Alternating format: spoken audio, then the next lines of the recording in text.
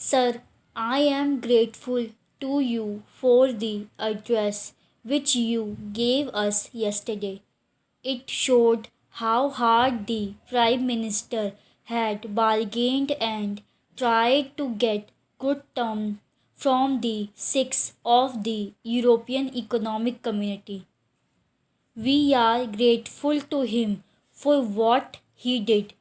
I must, however, confess that the ultimate picture which has emerged is hardly satisfactory.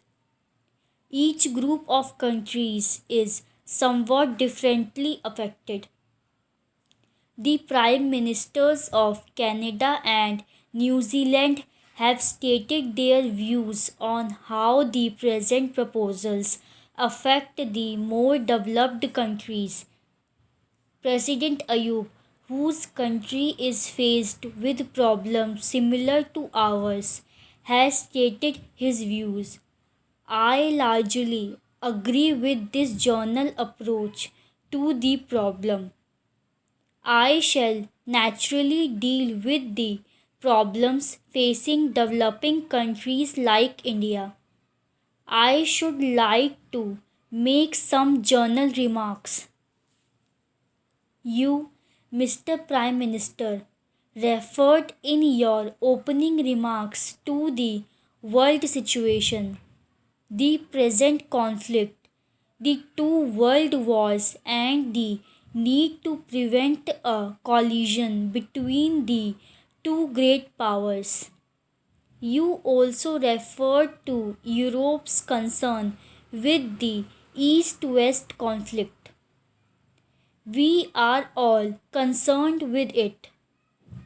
Every step which we now take must therefore be judged from this point of view, namely whether it reduces tension between the East and the West and whether it decreases the threat of war. We fear that the effect of the present proposals and the UK's entry into the European community might be the reverse and might add to the tension between the East and the West. Some East European countries have claimed that the European Common Market will lead to an extension of the NATO alliance.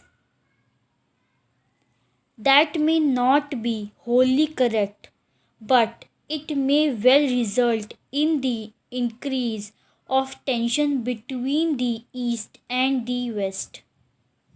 The chances of disarmament would grow less. That would be a terrible loss, for disarmament will lead to greater economic progress than the creation or extension of economic communities. These are considerations which should be borne in mind in the context of the wider world situation. Coming to the present proposals, I should like to remind you, Mr. Prime Minister and other Prime Ministers, that there is need for a new approach of promoting a more healthy relationship between the developed and developing countries. The UN has declared the present decade as the decade of economic development.